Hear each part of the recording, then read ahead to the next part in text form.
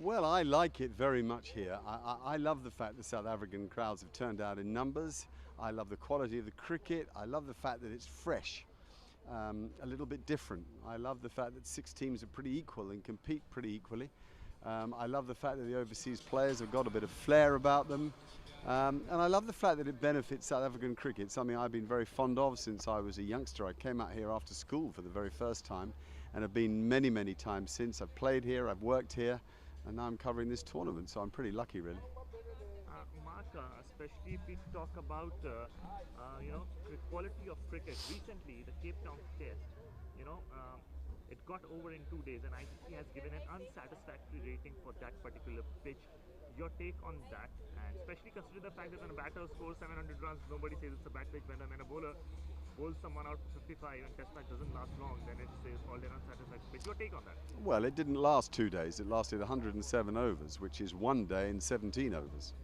So we need to be careful. It lasted just more than 1 day. The full allotment of overs in a day is supposed to be 90. It very rarely is.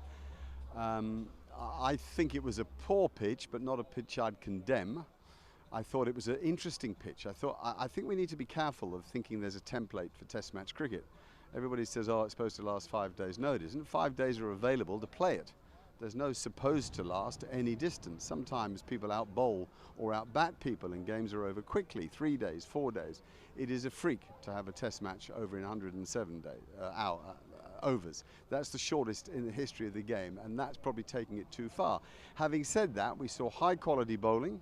We saw an incredible innings from Aiden Markram, brilliant technique from Virat Kohli particularly, and KO Rahul. And I think it's easy to miss the fact that cricket sometimes needs to be different, to amaze, almost to amuse us, to remind us that anything is possible and it's full of surprises. We can't take cricket for granted. If it just occasionally pops up with a game like that, I'm not that fussed about it. And now just Virat Kohli and Rohit Sharma have made a comeback to India's T20 side. I mean, they have not played cricket for more than T20 cricket for more than 1 year, 3 months approximately after losing that semi-final at Adelaide. They've not played cricket. They're back into the team, but the youngsters are doing well post the World Cup. You see them featuring in Caribbean for India in the T20 World Cup, or you think the youngsters better take care of it because India hasn't won a World Cup since 2007? If I was an Indian selector, I'd be happy to answer that question. I think I'll leave that to the Indian selectors. It's not for me to be judgmental. I don't know how they're thinking and what their primary vision is. Right.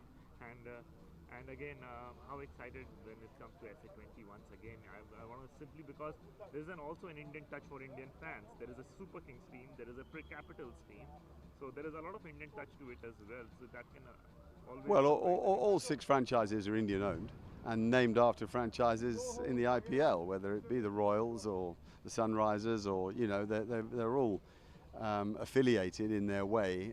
So I think it's a good thing. I think that India's influence on cricket has been incredible, and to bring that influence here is fabulous. I love the way that suddenly all these grounds were branded in the colours of their team. You went to the Wanderers and it was yellow, absolutely fantastic. You came here to St George's Park, orange. I like that, and so I think we should be thanking India a bit.